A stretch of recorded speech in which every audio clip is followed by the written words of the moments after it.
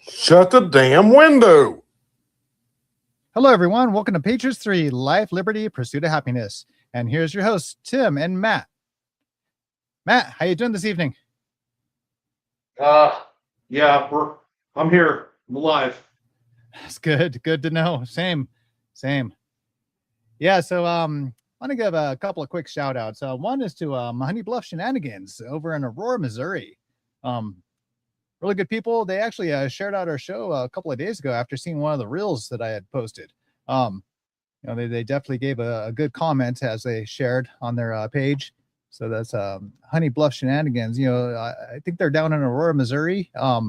Definitely give them a look if you're in this area for a cool place to hang out or to plan for a venue.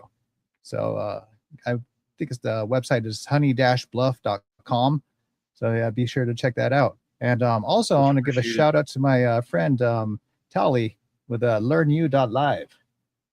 So this is, I often promote health on my shows, and Tally was on the show last week on Thursday, and it was a really good, informative show. So I definitely encourage you all to check out that show. So be sure to visit www.learnu.live. So find out more information.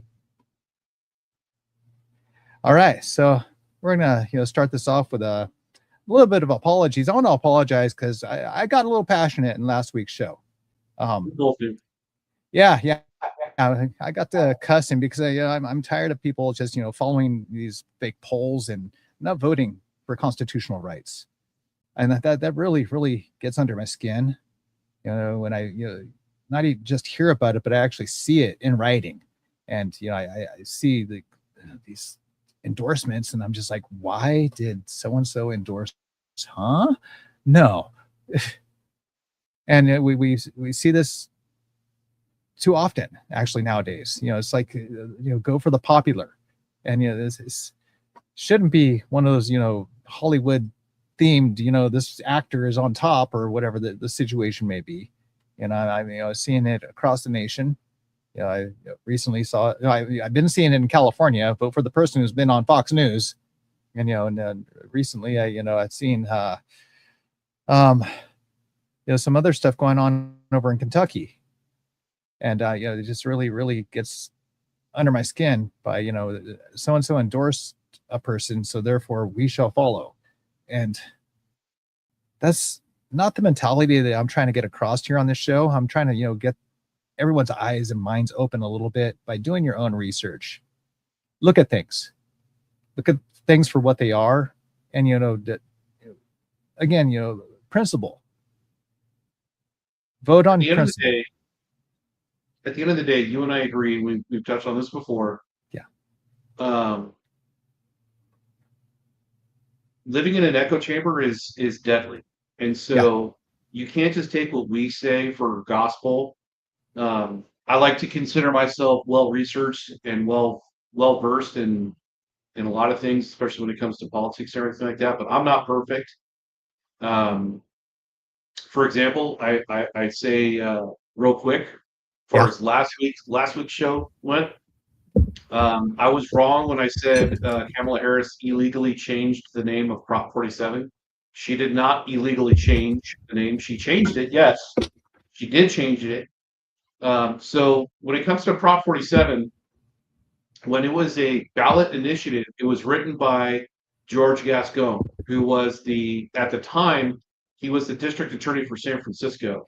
Wow. He wrote it, and he titled it the Safe Neighborhoods and Schools Act. When it passed, or when it got the signatures to get on the ballot, Secretary of State renamed it to, I believe you had it up, Tim. Here, let me find it real quick. Here it is.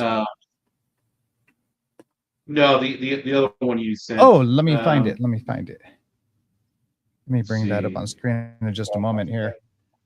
I have so much on Prop 47. It's just we can have a whole show. The Legislative Analyst Office. It's called Prop 47, Criminal Sentences, Misdemeanor Penalties Initiative Statute.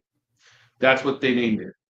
And to be honest with you, that's short, sweet, to the point. That's exactly what it does. It deals with criminal sentences, misdemeanor penalties, and it's the initiative statute. what a yes vote does, what a no vote does. Well, Kamala Harris decided, no, I'm gonna rename it what George Gascon had it. And again, let's be very clear here. This is why we get so upset. And this is when I lost my collective mind last time, is you are purposely, knowingly deceiving the voters, because you are counting on the fact that as much as it sucks to say this, it's the truth. The average American voter, especially here in California, but the average American voter, I'll just say, they're idiots. And I mean that with all the love in my heart. And what I mean by that is they tend to vote with their heart, but they vote with their eyes first. And sometimes it doesn't get to their heart, because what they see, they like, and what they see, if they like what they see, boom, they're just going to go with it. They don't read the full language. They don't read the full, all that stuff. They take people's word for it. And again, just what you were saying earlier, don't just take our words for it. Do our research, or do your research. Trust but verify. You know what I'm saying? Like, if you read an article in the news and you suspect that it's got bad information, here's a really good segue. I didn't really bring this up, but it became news yesterday. So Brandon Herrera, he's running for Congress in Texas. He's trying to take over Tony Gonzalez's seat. Yeah, great guy. He's a started his career as a gun tuber, a gun guy on YouTube and everything like that. Yeah. Love that guy. And I don't know where he was, but he was being interviewed on a panel. I think it was like a legislative hearing. And somebody from the Gun Violence Archive asked him, like, hey, the United States is like 57 more times more school shootings than, all the G7 countries combined. He's like, yeah, that because your data is a sham. The way you gather your statistics is a sham, and people are trolling them for it. He's like, no, it's actually true, because the Gun Violence Archive counts a school shooting. Any shooting that happens on or 1,000 yards away from a school is considered a school shooting. And I've seen these statistics. They count, if it's a drug deal gone bad right in front of the school, bam, school shooting. They counted a suicide at night when the school wasn't even, it was like 2:00 in the morning. Some guy killed himself in his car. School shooting. So these school shooting numbers are grossly inflated by this nonprofit organization, because they're trying to push an agenda. Wow. And again, it goes to the point, like, especially the anti-gun left, they look at this and bam, that's the data right there. We've got 1 million school shootings a year. That's unacceptable. I'm not saying it's 1 million. I'm just coming up with a number. When actually it's like, no, it's more like 100, not 1 million. 100 are tragic, but let's get the number correct here. Because again, they like to play to people's hearts and their minds. Yeah. And a lot of times their hearts and minds, they don't connect. Nope. No, not at all. And, I remember, I think it was around the time when the Columbine shooting happened. And I got curious in my mind on a simple question of how many of these shootings happen in military academies, the ones for teenagers. And so it was, I think, 2 in like the last 30 or 40 years up until that Columbine shooting.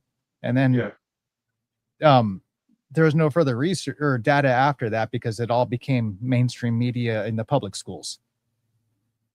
So there's just definitely a tragedy what happened at Columbine and all these other schools. But, if we actually taught gun safety like they do in military academies, there would actually be fewer such crimes. I think that you have, when it comes to the gun control debate, and I don't know if you really want to get into this or talk about it, whatever. What's lost on the anti-gun left is the fact that guns are used disproportionately to save lives. Yeah. And, I think the data roughly says, like, there's roughly a million instances where a gun is used to save lives. Yeah. And that includes guns that aren't even fired. The gun is presented. You know what I mean? So, and we mentioned this a couple episodes ago, where I just completely lost my train of thought. Oh God. Oh, it's the price of liberty, right? Oh, yes. Somebody brought this up in a lot of his public talks at colleges, specifically when it comes to the Second Amendment. Yeah. The price of liberty, right? It's what is the slogan everybody says, especially when it comes to Memorial Day? Freedom isn't free. Somebody paid the price for that. Somebody paid somebody paid the price in blood and lives. Yeah. So you have to look at the Second Amendment and all the, I'm using that language, but all the gun deaths that occur in the United States. Roughly 40,000 Americans die from a gun somehow, some way, whether it's a suicide or it's a murder or whatever, or justifiable homicide. 40 some odd thousand Americans die out of a population of 360 million, roughly. Yeah. So you look at that, it's like every death is tragic, but is 40,000 out of 360 million caused enough to ban guns, or any of them for that matter? Right. I submit to you, no, it is not. Right. Yeah, there's more deaths from cars. I mean, do we take the cars away from everybody? Yeah, there's more deaths from everything. Like, guns are not the leading cause of death in America. They're just exactly. not. Exactly. They're just not.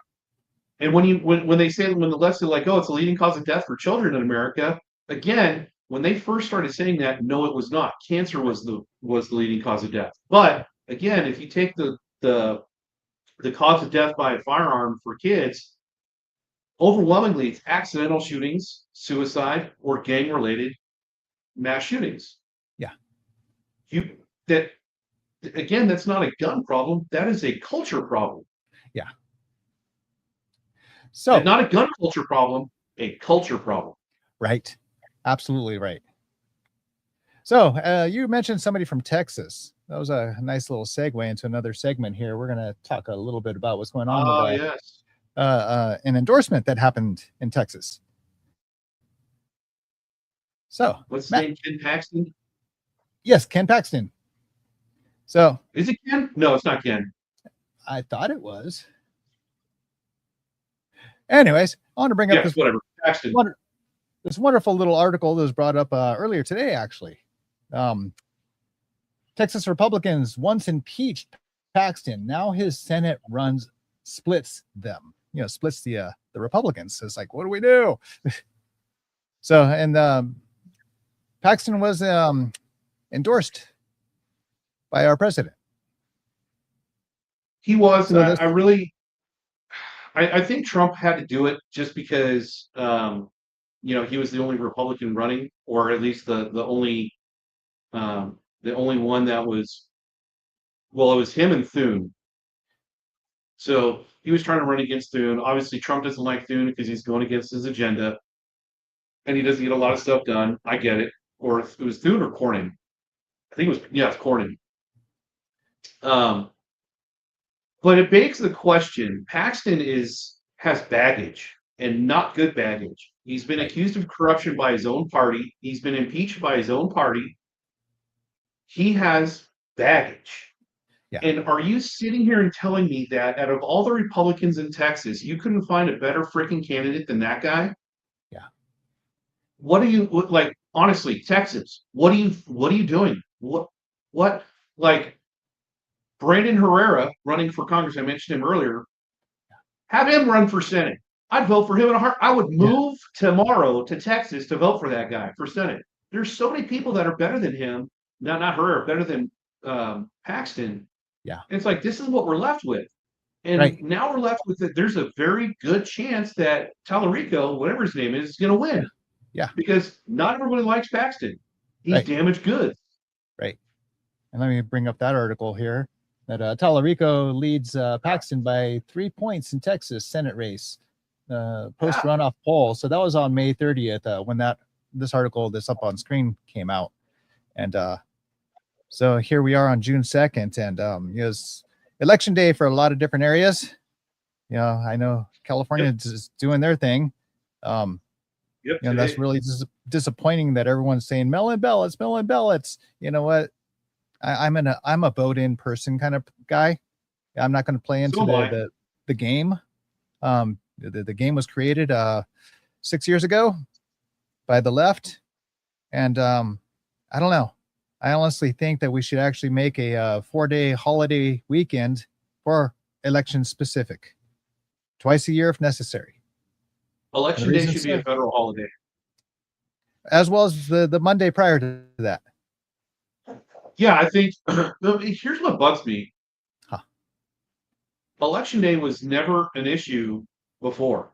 Yeah. Like, when our nation's founding, even in the early 1800s, early 1900s, election day was not an issue. People went to the polls. Yeah. People went to the polls, and they voted in person on paper, and it was not an issue.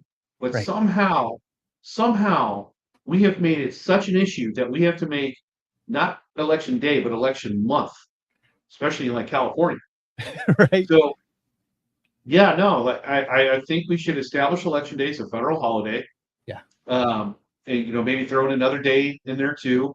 Yeah. But, we need to work elections around our modern society and let people get that day off to vote. And, we can extend the voting day to like 2 days or something like that for those who just cannot get off work. They're unable to, whatever, or they can vote by mail, whatever. Yeah. But yeah, we need to figure something out. So Texans, Californians, anybody watching that has any thoughts on this, go ahead and chime in on the chat at Tim Holliday TV. So, we're on Rumble, YouTube, Facebook, Twitch TV. So that's where you can catch all the live chat. Definitely like, share, and follow. This has actually started to cost me a little bit more as of earlier today. The cost of doing this show is bumped up like $25. Oops. But I want to continue going with it. So definitely, give, like, share, and follow where you can.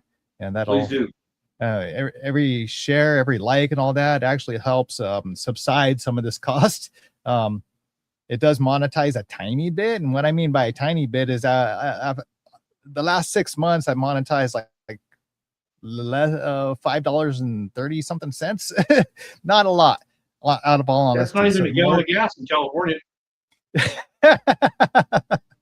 Hey, I'll get a gallon of gas here and maybe a candy bar. Yeah. Regular size. But anyways, so let's go back toward the military really quick. So you shared with me earlier about breaking divided appeals court panel rules Trump administration policy illegally banned transgender troops from military service. Yeah, it's not a surprise. Not a surprise at all. It's two leftist judges. I don't think they're, I don't think they looked at the case. I don't think they looked at the case from a letter of the law, spirit of the law angle. I think they straight up looked at it as like, we think Trump hates trans people. This is arbitrary and capricious. And we should get rid of it. And I'm not worried about it. It's going to go to the Supreme Court. They're going to put a stay in place. They're eventually going to hear it, and they're going to rule it constitutional because it is constitutional. You cannot, and we kind of touched on this before, and this is where I'm going to get a little passionate again. Okay. The primary role of the United States military is to kill America's enemy. We need people who are physically and mentally fit to slay bodies, put warheads on foreheads, do all that fancy shit. Okay. We do not have the luxury of accepting everybody in the military. We, by law, have to be picky. Okay. The military is the only institution in this country where we are allowed to discriminate. Now, we can't discriminate on race and, all the protected classes. But being a trans person is not a protected class in the sense that you have a mental disorder. You require medication at the bare minimum. You need medication to either fix your problem or continue your problem. And I'm calling it a problem because it is a problem. Because the military cannot take people within the service, brand new, and have them immediately dependent on the government for medication in order for them to survive. I wasn't allowed to do that. I have ADHD and I was taking Ritalin at the time. I was told I had been off the medication for 2 years before I went to boot camp. ADHD, okay? I knew I wasn't confused as to what sex I was or anything like that or what gender I was. Right. I was just hyperactive and I had an attention span problem. Yeah. I still was allowed to go as long as I can do my job without medication. So why is it that they're allowed to go in there and they get sexual reassignment surgeries, they get at the bare minimum, they get hormone therapy from the very beginning? That is Wow. not fair to everybody else. The military should absolutely discriminate against people. If you're fat, too fucking bad. You can't join the military. If you're too short, too bad. You can't join the military. There's fucking height requirements. There's Right. height restrictions and height requirements. If you're too tall, sorry, you probably can't do it. You know what I mean? So this whole trans thing, it's not against trans people. It's not that they're not humans. It's not that you have, according to the DSM-5, you have gender dysphoria, which is a mental disorder. Yes. You cannot serve because you are dependent on the government for providing you either therapy, drugs, and or surgery. That's no. Sorry, I'm drawing a line in the sand. I don't care what your feelings are. That's not happening in my book. No, I agree with you completely on this matter. Yeah, I'm, a gay person wants to join. Okay. By all means. Lesbian person wants to join. Cool. Let's go. By all means. Gender dysphoria person. Nope. Sorry. Nope. See you later. Come back Yeah. when you don't have a problem. Yeah. That's a very disheartening seeing that there in the news. It really is because like I said, at the end of the day, the military needs war fighters. That's our job. Our job is to do the very unfortunate and ugly work of defending our nation and our best interests. Yeah. We have to go in there and we need to fucking kill people. That is our job. Now, Yeah. I get it. Not everybody's going to be slinging a rifle or dropping bombs off a plane. You got your admin types and all that crap. I get it. But at the end of the day, we have to be discriminatory in our hiring practices to make sure you can fight for this country. Yeah. It is main green killing unacceptable. machines. Yeah, exactly. You know what I mean? Yeah. So again, we need to get people in here who are capable of stacking bodies, putting warheads on foreheads, doing all the nasty shit, and getting the job done. Right. Yeah. So that's I agree with you that we are very concerned on that whole thing. Yeah. Because again, I'll repeat it. It's very disheartening seeing that come across the newsfeed. And Yeah, just like every now and then there's not. It seems to happen with more and more frequency, because Trump's in office. But it's almost like every week we're dealt with something where we get judges who are deciding things purely on ideological stance and not even on a legal stance. Right. Well, again, they play off the emotion versus facts, and they shouldn't be playing off emotion. It should be based on facts and facts only. I remember that TV show. Remember that TV show MASH, and was it Corporal Klinger? It was always dressing up as a woman to try to get a Section 8 to get out of the military. That TV show is meant purely, those parts were meant as comedy. And, it wasn't meant to be something to come to fruition here. It's that was a funny show too. Yeah. Yeah, it was a great show. I mean, I grew up, watching that every evening with my grandpa. And my grandfather was a Marine. Good, strong military background for a family. Unfortunately, I wasn't able to join the service. I had my disability before I was able to join. I took the ASVAB and passed with flying colors, but just due to physicality, I wouldn't be able to join. I mean, if I were able to join with my disability, that would probably be almost an equal, even though mine's physical and the other one's mental. I got to tell you that you bring up a good point, and it kind of goes to what I just said about there are some jobs that don't require you to do, like, you got admin jobs, you got intel weenies. You got people who aren't necessarily required to carry a load and start slinging bullets and everything like that. Maybe there should be, or maybe we should consider at least, in certain positions where certain handicaps could be accepted. Again, a perfect example would be an admin clerk. I'm sitting at a desk all day doing paperwork. Yeah. It's like maybe you could do that. Oh, I could be flying drones around. Or flying drones around. Or like, hey, I'm like a prime example would be like an intel guy. Being an intel lead, I'm sitting down, I'm looking at maps, I'm looking at intelligence, all that shit like that. Yeah. Like, I'm not really you know what I'm saying? So I get it. I'm not like really truly advocating for it, but it's maybe we can talk about it and see if it's feasible. Yeah. But for combat specific roles, for the combat arms, no. I want the best freaking person possible. And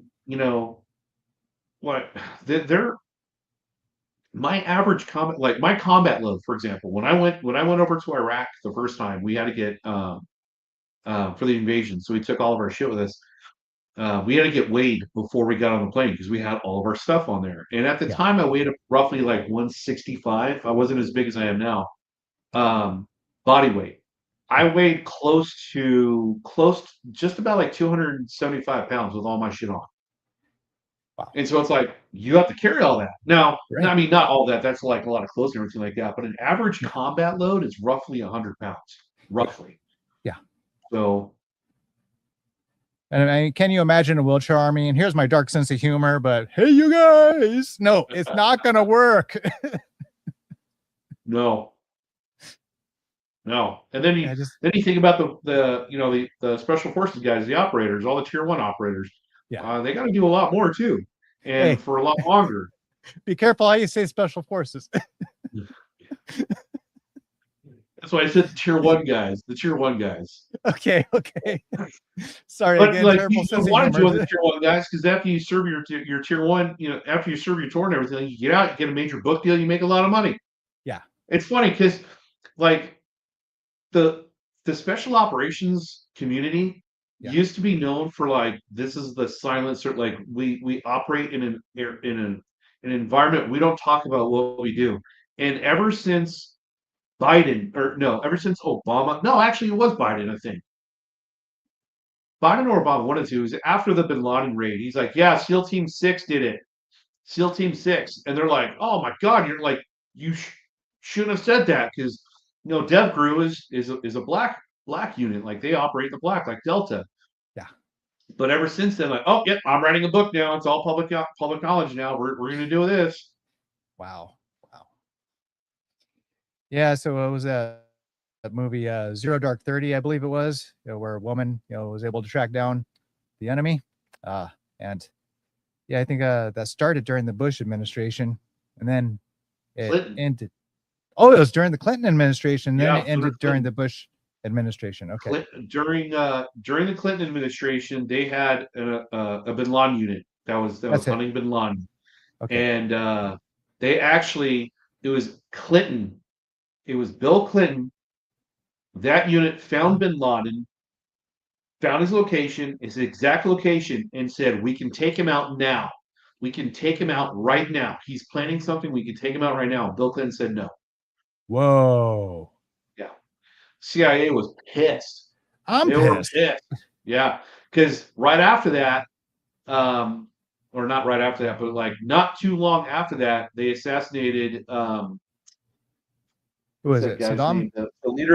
The leader of the Free Northern Alliance, who was fighting the Taliban at the time. I can't remember his name. They assassinated him. They set him up for. He thought he was doing an interview, and the Taliban infiltrated as the camera crew, and they hid the device in the camera, and they blew him up. Yeah, that was an interesting thing. A movie called True Crimes with Arnold Schwarzenegger and Jamie Lee Curtis. They actually had something similar scenario as you're describing right now. The gun or whatever inside the camcorder. True Lies. Yeah, True Lies. Yeah, that was quite an interesting parallel. Thanks, Hollywood. Like that movie. Yeah, it was a fun movie. Yeah. All right, so we're gonna go along to another part.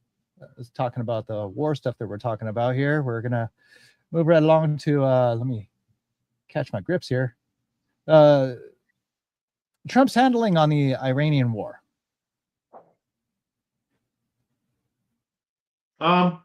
Yeah, this is where I'm gonna get haters in the comments again. Same. I think he's bumbled it from the very beginning. Okay. And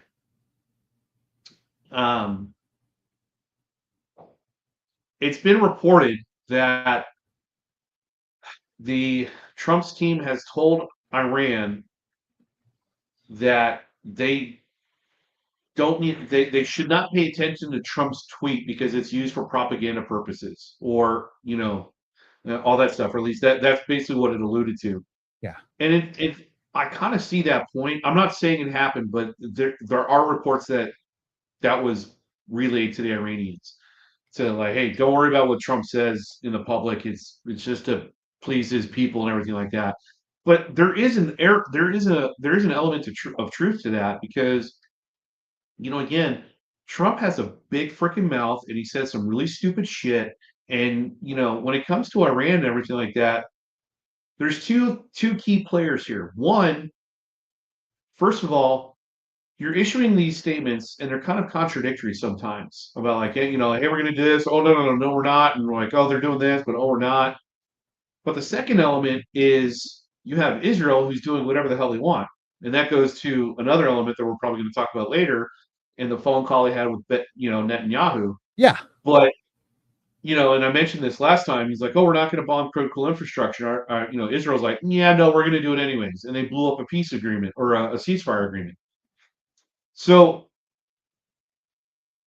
when it first started, and I'm not sure if I was discussing this with you on this topic, but when it first started, it reminded me of how we got into Iraq, where it's like, hey, we're going to bomb their, this is after we bombed them like 9 or 10 months ago. Like, hey, they're this close to making a nuclear weapon. We have to take out that now. We have the evidence that they have, all this enriched uranium, yada, yada, yada. And I'm like, where have I heard that before? Oh, 2003, when we said Saddam had weapons of mass destruction, which we didn't find. He didn't have them. Right. So it really, really, really reeked that, no, they're fucking lying to us to go into Iran for a decapitation strike and everything like that. But ultimately, not everybody, a large percentage of Americans kind of supported it. Like, yeah, okay, I don't want Iran having nukes. And, okay, whatever. But there was mission creep, because then they're like, okay, yeah, no, we did some damage, but now we're going to regime change and all that stuff like that. So again, there was mission creep, and it wasn't handled well at all. Yeah. We're being told a lot. We're being fed a lot of information. And this is the most frustrating part. What's that? When we went into Iraq, no, I wasn't. When Desert Storm, Desert Storm was perfect. All of the reports that came out of that war came from the Pentagon. Came from either the Pentagon spokesperson, the Joint Chiefs of Staff, or whatever. They gave the briefings. They told everything. We're not getting that here. We're not getting that at all. We're not getting a daily brief from the chairman of the Joint Chiefs. We're not getting anything from the Pentagon. Right. Instead of, we got Hegseth, who's tweeting alongside the president, or issuing statements alongside Trump, saying like, oh, this and that, whatever. We're not getting a daily briefing, or at least a weekly briefing from the military of what's going on. Right. Have you noticed that? Yes. Yeah, I've noticed the disappearance. Because, again, like I said, I wasn't in the States for Iraq. I was in Iraq, so I can't really attest to that. Right. But, I saw clips of it, when we were, especially during the invasion and everything like that. It wasn't Bush talking. It was the chairman of the Joint Chiefs, or the Pentagon spokesperson, or the Pentagon press secretary. Yeah, I remember Donald Rumsfeld was up on the podium. Yeah, it was, or the Secretary of Defense, and that's okay. But it's like Hegseth isn't doing that. Right. He's not doing that very much, if at all. one thing that I've been seeing floating around the last few days, and I've seen it from multiple sources, is Congress quietly moves to integrate U.S. and Israeli militaries. And so I'll bring that up on screen here. I've been seeing this last couple of days. This post came out on May 30th, so just a few days ago when this post came out. Oh, yeah. And I'm just, really, really concerned about this.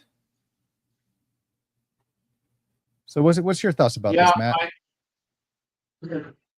So I tried reading most of it. It starts on page 42 of like a 600-page document, so that's a lot of reading. Let me bring this up on screen. Yeah, there you go. Off of what I know, I'm not supporting this at all. Off of what I've read so far, it just look. I don't need to integrate in Israel's military, and I don't need them integrating with us. And I want to It's one thing for us. I'm highlighting something here for the audience to see here. Issued February 7th, 2022, and that was issued during the Biden administration. I want to just point that out. That that's not the bill. They're saying it's relating to DoD executive order that was issued in February 2022.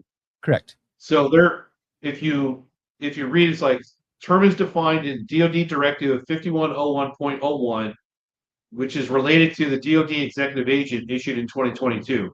So the bill was not written in 2022. Just they're referencing something that was. Correct. Yes.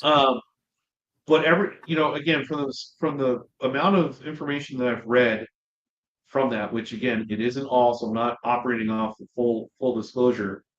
I don't support this. I don't find any reason why we have to formally integrate with the Israeli military in any kind of fashion, because we already go there to cross train. They come to the States to cross train with us. A lot of countries do. Like I trained with the British Royal Marines when I was in 21 Palms. They came over. I trained with the Thai Marines. They trained with us. I trained with the Japanese Army. So it was. We don't need this bill to do what we already do right now. I don't understand it, and I don't know why we have to codify it either. Codify, whatever. Right. Codify it. Yes. So, I want to share a couple of articles that just recently came up. There's a little bit of crossfire going on between Democrats and Marco Rubio, but I want to point out the very end of this article here that President Donald Trump later lit into Israeli Prime Minister Benjamin Netanyahu in an explicit laden call after Iran threatened to pull out of negotiations with America over Israeli strikes on Hezbollah in Beirut. So I want to bring up another article in just a moment here after I share a couple of links here because I'm falling behind here. Okay, so it brings up two things. Yeah. And I touched on this earlier. Israel is not a good partner in this because of what they're doing. Now, let me just be very clear. Israel has every right to defend themselves. If they have to go into Lebanon and eliminate Hezbollah, by all means, go right ahead. But they can't be a good faith partner with us on Iran because they have their own agenda. They've already said it. They have their own agenda. If they don't get what they want out of it, they're going to sabotage a peace deal. So we can't therefore not argue, but barter with or negotiate. We can't negotiate with Iran in faith because our supposed partner is backstabbing both of us at every turn because they want what they want. It's not a collective goal. It's not a unifying goal. World War II, I'll bring this up again. It was, look, we did not like the Soviet Union at all. Right. Patton was like famously said, we fought the wrong side. We should have aligned ourselves with Germany and eliminated the Soviet Union. I'm not advocating that, but I'm saying that there was a lot of tension between the big three, England, us, and the Soviet Union during World War II. We were going to go into Berlin, but decided, hey, the Soviets wanted Berlin, or a good chunk of it, whatever. That's right. All right, you can do it. They were good. We were all good. There was compromise. Everybody was in agreement. This is not the case now. Iran or Israel and America do not have a joint goal here. Right. Our only goal is to eliminate. Well, two of our goals: eliminate the regime and their nuclear weapons capability. Yes. One of those two, or both. Israel, not so much. They're like, yeah, we want both done. We want them gone. And so I want to bring up another supporting article. This one is from actually People magazine. Yeah, the first one was off of what was it, off of USA Today, and both of these tend to be left-leaning sources, which is, right here, it's actually supportive, or somewhat supportive, showing that Trump chews out Israeli Prime Minister Benjamin Netanyahu. An explicit field phone call warns, "I'm saving your ass," report. Sorry, I'm gonna have to mark this now for explicit language, but had to do it. Yeah, again, it's kind of frustrating that, and I think that phone call kind of bleeds into the fact of, our frustration is warranted and it's real. Because like I said, at the end of the day, it's like, hey, what are you guys doing?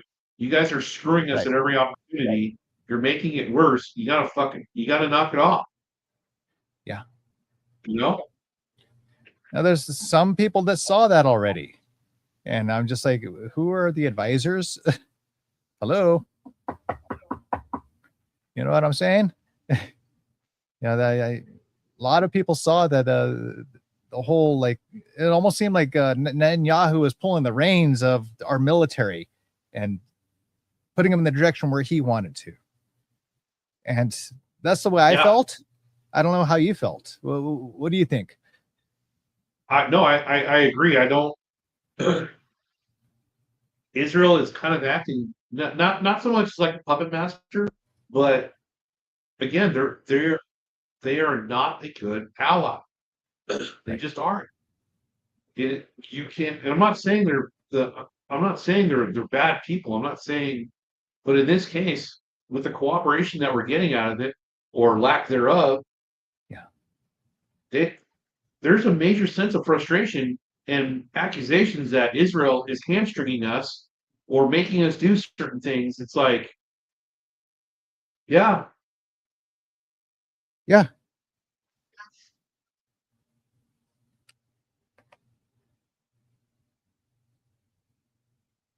All right. So again, again, what I saw the buzzing around the last couple of days, which I saw, and I'll put it up on screen again here, that Congress quietly moves to integrate U.S. and Israeli militaries. Again, that's really, really concerning to me. And it is. And right now we're in a conflict. We've really officially can't call it a war. I mean, it has not been approved through the proper channels, which is Congress. Look, again, I when I say I didn't read the whole thing because I didn't have that much time. My opinion is based off of what I read. So again, somebody commented earlier, based off what I read. Yeah, it's based off what I read. If I can finish finish reading it and come to a different conclusion, I'll say it next week. I'll update you. Yeah. But I have to say that because I want everybody to know, full disclosure, that I didn't read the whole thing and I'm being honest with my opinion. Yeah. And my opinion can change. It absolutely can change. So there's been some breaking news. This happened about 2 hours ago, maybe 2.5 hours ago. This came from Mark Levin off of Truth Social. It reads, breaking. Sirens and reports of multiple explosions are emerging from Bahrain, according to local accounts. The developments come hours after Iran claimed it launched precise and intensive missile strikes against U.S. bases in Kuwait. the IRGC says recent U.S. strikes targeted Kashim Island and has warned that any further American action will be met with a seismic, crushing, and decisive response. Initial reports are now emerging of ballistic missile launches towards Saudi Arabia. Why it matters? Bahrain hosts the U.S. Navy's 5th fleet, while any expansion of attacks to Saudi Arabia would mark a major escalation across the Gulf, a rapid developing situation across the region tonight. And so, just to show a little bit more here, that's where it came from, is off of Truth Social here. And Mark Levine, strong conservative gentleman. Joke. He's such a shill for Israel. It's not even funny. Look, they lob missiles at us all the time now because we attacked them. So, yeah. And they've hit Bahrain before. Yeah. So, yeah, it's breaking that, allegedly they're attacking Bahrain and everything like that. But hey, this is a war. They're an active belligerent. They're gonna friggin' attack us. Like, I don't,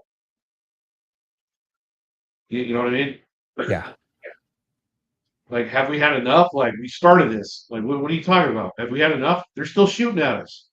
Right. So again, like, how the way this thing has been handled is kind of like a clusterfuck because you haven't degraded their weapons ability. You have not. The intelligence reports have come out. They do not support what Trump has originally said. Their weapons offensive capability, the degradation of their offensive weapons capability is not as high as we initially thought. Right. They have a lot of stuff in reserve, and they're going to keep doing exactly what they're doing right now. Limited strikes just to keep it up. Like, hey, we can keep this up all day. We can do this for a year. Because they're not launching. It's not like it's not like Hamas launching 1,000 rockets a day. Right. They're going to launch 4 or 5 missiles one day, another handful, couple days later. They can keep that up for a long time. And unless we go in there, and again, this is where I have a line in the sand. Unless you put boots on the ground, it's not going to go away. Right. Plain and simple. So have we had enough yet? Yeah, I've had enough. We should have started this war in the first place. Or, to the point, we should have done it the right way, like you said, go through Congress, declare war, and then, I'm not sure if we talked about this before. I want to say we have, but I would have supported a declaration of war against Iran, a formal declaration of war against Iran. Yeah. Decades, over half a century of belligerence against America. They're responsible for the deaths of a lot of service members. Yeah. There's a long list of grievances against that country. But here's what declaring war actually does. This is not technically, legally, this is not a war, right? Because no war was declared. But so because of that, you have a very limited offensive capability. You're very limited on what you can do. Because again, if you wanted to put boots on the ground, that would require a declaration of war. Correct. If you declare war, all of your offensive capabilities are open. You can do anything you want, short of using a nuclear weapon. You can do anything. If you declare war, free reign. I will bomb you into the Stone Age. I will turn your entire country into a glass parking lot. You can do that if you declare war, but you can't do that now. And so they're kind of like, they're fighting, it's kind of like Vietnam. They're fighting war with their hands tied behind their backs. Well, I mean, this is where I come off saying, it seems like Netanyahu has taken the reins of our military and put it in the direction where he wanted. So again, I want to make a statement here. Do you blame Trump for, getting explicit on the phone with Netanyahu? It's like, what in the F are you doing? We're trying to save your rear end, and he does something ridiculous. No, absolutely. I don't blame Trump at all. I hope the fact that did occur. And anybody who says like, oh, he should have done that, he shouldn't have done that. No, he absolutely should have. He should have eaten fucking not Netanyahu's ass and had it on a platter. Like, I want it spoon fed. I'm gonna rip you a new one. Yeah. Like, you are just a horrible, horrible partner. Yeah. I completely agree with you. It should have been done. Wow. What, last October? Yeah. I mean, there's my grievance right there. Was it October 6th or October 7th? I forget when that happened, but it's 2 years ago, I want to say. Was it? Wow. Time flies. I don't know. I've been going through a lot the last couple of years, so it's been an interesting journey that I've been on. So I hear you. I will discuss that at a later time. I gotta make some phone calls before I make conversation on that, on my little interesting journey. You know what you need? You need a good cigar. Sounds like a good idea. A good stogie. I have a very good stogie here in front of me right now. Well, it's a running theme of the show. It's my chance to smoke a cigar because, you can't smoke it in the house. So here I am. Right. In my I remember another Marine who used to like to smoke stogies and get on live shows. He'd have his he called it a tasty is what he called it. And that's Dr. Cordy Williams. I'll see if I can give him a phone call and see if he's up to jumping on board. I love cigars, man. They're awesome. Yeah. I think he called his little segment having a tasty with a drink. And that was a nice little highball of bourbon, I believe was his choice. I gotta tell you, if I have a bottle inside, I haven't opened it up yet, but I love a good scotch. So I got a bottle of Macallan 18. Oh, nice. And that goes really good with a cigar. Like really good. And I credit my very good friend Chuck Pierce, who introduced me to Macallan 18. Yeah. Because I was never really a true fan of scotch. Yeah. Because if you get a bad scotch, it ruins it for everything like that. Yeah. But he got me that. I'm like, oh god, it's freaking delicious. What is that? He's like, Macallan 18, only the best. I'm like, yeah, I'm sold. Worth every penny. Wow. Yeah, I'll have to give Dr. Cordy a call, see what he's up to, and see if we can get him on. That'd be fun. See if he's up to it, first of all. Yeah, I think he's been more concentrated on his practice. Good old Dr. Cordy. Miss the guy. Yeah, he used to be a strong advocate there in California. And yeah, definitely a good person.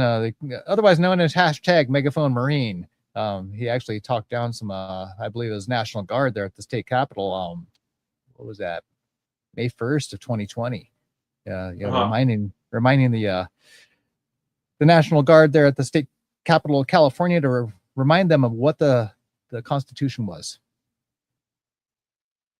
Enemies, foreign or domestic. So I don't know. You think we should wrap this up, or we got a little bit more here? I think we pretty much covered it all. Actually, I was very surprised we did. I thought it was going to take a lot more. Yeah. So, being the election night for some areas of our nation, I hope they all voted for constitutional values. I know I took an oath of office. I know you have as well, Matt. I served public office, so that was the way that I was able to, do some of my duty. Definitely want to do more, but I'm doing the best I can here on Tim Holliday TV with Patriots 3, Life, Liberty, Pursuit of Happiness. So, ladies and gentlemen, be sure to like, share, and follow. We're on Facebook, YouTube, Rumble. I want to apologize. Oh yes. Every time that I got to get your link and put it in the comments. Unfortunately, I'll have to put it in after the fact because I don't have it prepared. I normally have everything prepared, but there's so much on Prop 47 that I have. Yeah. But yeah, so on most every major social media platform. I actually just out of giggles, I went ahead and I reactivated my Parler account. Oh. Yeah. Just for giggles. I noticed it's a ghost town in there, but it's totally a ghost town. I've been on there for the last 2 or 3 weeks, but yeah, exactly. Story works. Liberty and freedom. That's absolutely the truth. Lots of liberty. Lots of liberty. We also got to remember, freedom's not free. So let's keep moving forward. Share where you can, like where you can, get the word out, and let's make this show a little bit more explosive here to get a little bit of monetization so I can actually break even. I don't ask to get paid gazillion dollars off this. It seems like there's a million podcasters out there in the world, but You know, I want to try to at least break even. But until next time, ladies and gentlemen, wishing you all a good night. Ciao for now.